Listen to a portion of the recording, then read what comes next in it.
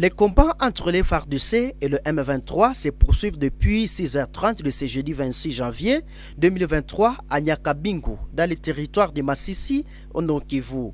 Des détonations en armes lourdes et légères se font attendre dans cette contrée située à 8 km de la cité de Kichanga sous menace des rebelles depuis hier mercredi. Des sources militaires qui disent poursuivre l'ennemi jusqu'à son dernier retranchement du sol congolais, rapportent avoir infligé de lourdes pertes humaines aux ennemis et plusieurs munitions de guerre des terroristes récupérées lors des affrontements qui se sont déroulés dans la journée de mercredi. Les forces loyalistes occupent bel et bien la cité de Kichanga. Néanmoins, la circulation sur la route Goma-Massissi est coupée de la suite d'intenses combats qui se déroulent à Nyakabingu, renseignent plusieurs sources.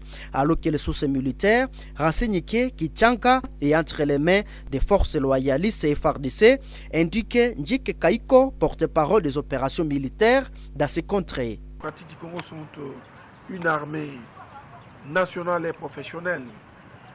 Et elles viennent de le démontrer encore depuis 5 heures du matin de ces jours, c'est-à-dire en mettant en déroute l'armée rwandaise et ses différents alliés qui ont tenté une fois de plus, n'est-ce pas, de s'attaquer à nos positions afin de couper la route Goma-Massissi.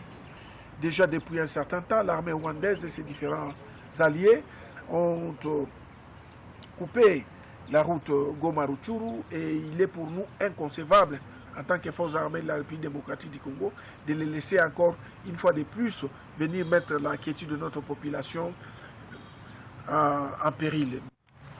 Il est vrai qu'il y a eu des agitations à Kichanga. C'est le réflexe normal de toute personne humaine lorsqu'il y a une menace qui vient. Il est vrai que ça tirait à au moins 10 km de Kichanga et les détonations se faisaient entendre jusqu'à Kichanga. Voilà pourquoi il y a eu des agitations dans notre population. Mais à l'heure où nous vous parlons, je vous rassure et je rassure la population que Kichanga et les alentours restent bien sous contrôle des forces armées de la République démocratique du Congo. Les combats sont en cours au moment où je suis en train de vous parler. Et les commandants secteur opérationnel Nord Kivu sous le général de brigade Moyo se trouve sur place.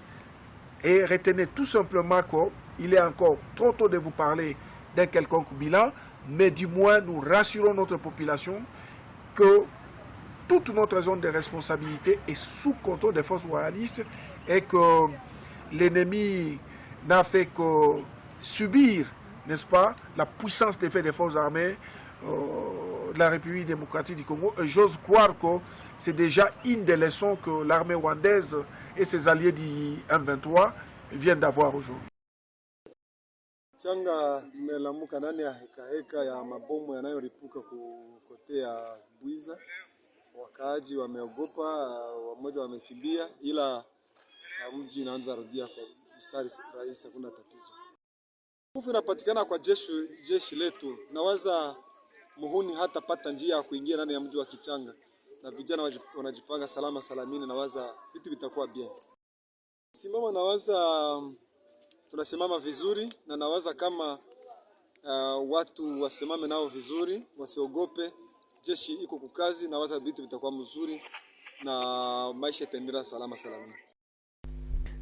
Cependant, des personnes suspectes d'être collaborateurs des terroristes du M23 ont été arrêtés mercredi par les résistants patriotes de Kichanga et remis au service de sécurité.